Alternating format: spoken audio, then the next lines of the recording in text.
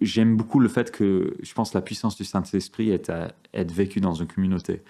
Parce que quand on est en communauté, on voit ce revêtement de puissance et on voit plusieurs semaines après, plusieurs jours après, dans les mois qui suivent, on voit le fruit en fait dans la vie de la personne. Moi, je trouve ça vraiment intéressant, cette contraste entre les moments de puissance et une expérience spirituelle forte et puis ce quotidien avec la personne du Saint-Esprit. En pensant au premier, c'est souvent là où on est plus ou moins à l'aise avec l'idée de la personne du Saint-Esprit. C'est qu'on a tous entendu, je pense, des histoires de personnes où l'Esprit s'est manifesté de manière particulière. Et certains disent, oui, ça c'est que le Saint-Esprit est vraiment là, et pour d'autres, c'est mince, c'est le diable qui rentre dans l'Église presque. Et moi, j'ai toujours trouvé intéressant, donc comme on disait à la première épisode, moi j'ai grandi dans des églises où cette notion d'être rempli du Saint-Esprit, c'était normal. Et je me suis toujours fait la réflexion de si Dieu se pointe réellement et qui se pointe avec ce revêtement de puissance, comme on voit dans les Écritures, donc avec la puissance de Dieu.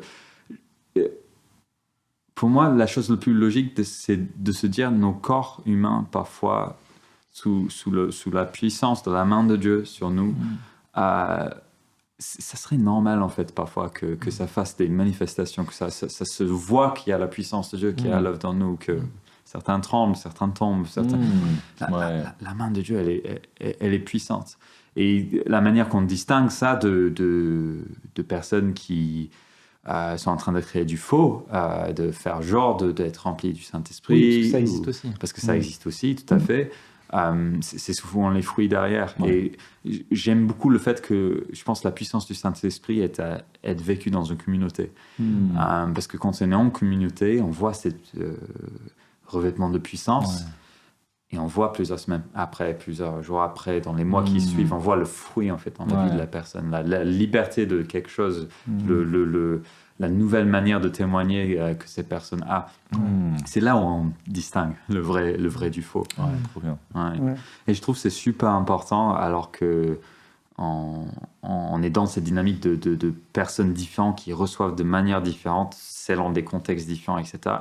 Qu'on soit vraiment vigilant sur le jugement et sur la manière qu'on va se regarder les uns les autres dans ce voyage. Parce que quand dans une église, il y a une personne qui est en train de trembler, une autre personne qui crie, et puis d'autres personnes qui sont silencieuses, on peut arriver vite à une situation où des deux côtés des choses, il y a du jugement, quoi. Donc, je tremble, je crie, je suis rempli de l'esprit, et regardez les autres avec les mains dans les poches. Non, peut-être ils sont en train de recevoir la brise doux et léger qu'on voit, et de l'autre côté, regardez ces gens-là qui attirent l'attention sur eux, qui sont en train de créer du spectacle, etc. Et on rentre dans le jugement par rapport à ce que le Saint-Esprit est en train de faire, en fait. Et dans les deux cas, il y a un vrai risque d'attrister le Saint-Esprit. Je pense que c'est ça, vraiment, la racine du fait d'attrister le Saint-Esprit, c'est que nous entrons dans une démarche, non pas d'amour, mais de jugement. Et je dis, mon frère ou ma sœur, là, est dans le faux, et je suis meilleur que... Et ça limite l'action du Saint-Esprit dans l'Église. Donc, il faut qu'on ait cette ouverture, et certes aussi le discernement de savoir... Est-ce l'esprit qui est en train d'agir? Est-ce que je vois les fruits dans la vie de la personne? Certes, et c'est aussi le rôle de responsable d'église aussi, quand il y a du débordement, de pouvoir en discuter. Mais je pense que il faut qu'on laisse de la place à la personne de Dieu de faire comme il veut au sein de l'église. Et ça veut dire être lent à juger et très rapide à faire confiance et à accepter les différentes manières que le Saint-Esprit vient à notre rencontre, quoi.